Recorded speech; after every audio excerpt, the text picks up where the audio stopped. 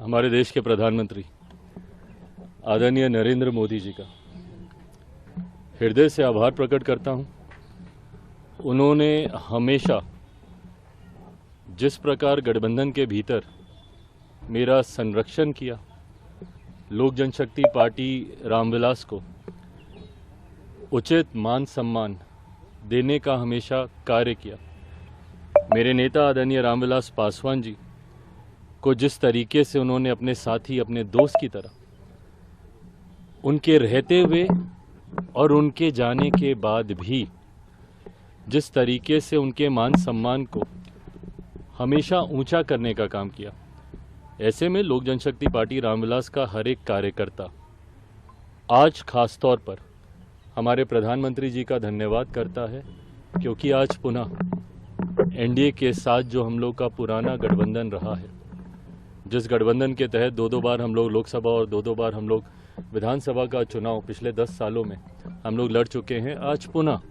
उस गठबंधन को एक नई मजबूती देने का कार्य किया। मैं भारतीय जनता पार्टी के राष्ट्रीय अध्यक्ष आदरणीय जेपी नड्डा जी, केंद्रीय गृह मंत्री आदरणीय अमित शाह जी का भी विशेष तौर पर धन्यवाद करूंगा,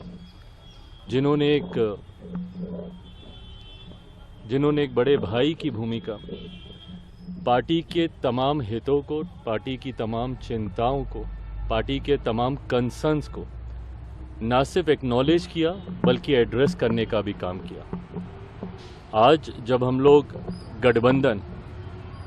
ये गठबंधन की घोषणा नहीं है क्योंकि गठबंधन में हम लोग हमेशा से थे, पर चुनाव को लेकर, लोकसभा चुनाव को लेकर आज जब सीटों का बंटवारा हो चुका है, गठबंधन का स्वरूप पूरी तरीके से तैयार हो चुका है, तो इस मौके पर मैं केंद्रीय गृह मंत्री आदरणीय अमित शाह जी का, आदरणीय जेपी नड्डा जी का भी